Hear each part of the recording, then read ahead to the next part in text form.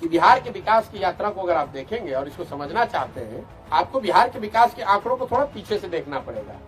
बिहार 65 तक 1965 तक देश के अग्रणी राज्यों में ही था। ये 65 से 1965 से आंकड़ों के आधार पर आपको दिखेगा कि 1965 के बाद से हम लोग दूसरे राज्यों के मुकाबले पिछड़ रहे हैं। उसकी एक वजह ये रही है कि इस राज्य ने इस दौर में 65 से 90 तक, जब तक लालू जी मुख्यमंत्री बने, एक बहुत बड़ा राजनीतिक अस्थिरता का दौर देखा है।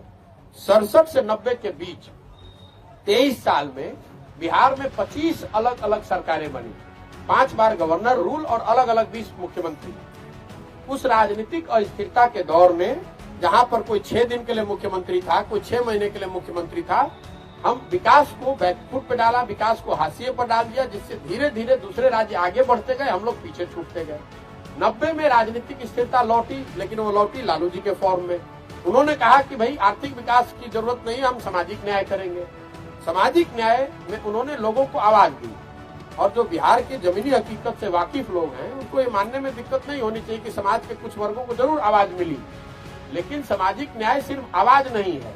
उन वर्गों को शिक्षा नहीं मिली, उन वर्गों को जमीन नहीं मिली, उन वर्गों को पूंजी नहीं मिली, उनकी स्थिति कुछ बदली नहीं।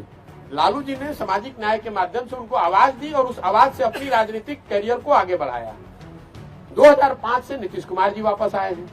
2005 से नीतीश जी का नारा है न्याय संग विकास, और 2005 से कुछ विकास जरूर विकास बिहार में हुआ है, लेकिन नीतीश जी के दौर को आप 2 भाग में समझिए, तब आपको ये बात समझ में आएगी कि राजनीतिक अस्थिरता का कितना बड़ा खामियाजा राज्य की जनता को चुकाना पड़ता है। नीतीश जी के 17 साल के कालखंड को आप 2 भाग में बांट लीजिए। 2005 से लेकर 2012 तक का एक दौर जिसमें राजनीतिक स्थिरता थी, चाहे जिस किसी के भी वो साथ थे, वो लोग मिलकर बिहार के विकास के लिए लगे हुए थे। ज्यादातर लोग बिहार में आपको बताएंगे कि उस दौर में बिहार में कुछ काम होता या बिहार की स्थिति सुधरती हुई दिखी। वो इसलिए दिखी कि इतना अंधकार था कि एक छोटा दिया भी जला तो आपको ज्यादा प्रकाश दिखा, और दूसरा कुछ काम होने का करने का प्रयास किया गया। लेकिन 12 से मोदी जी का जब राष्ट्रीय राजनीति पर प्रादुर्भाव हुआ, उसका एक अनवांटेड जो खामियाजा बिहार के लोगों ने भुगता कि उसने बिहार में राजनीतिक अस्थिरता को जन्म दिया। जब मोदी जी 13 से आए राष्ट्रीय राजनीति के परिदृश्य पे, तो नीतीश जी फिर उससे अलग हो गए।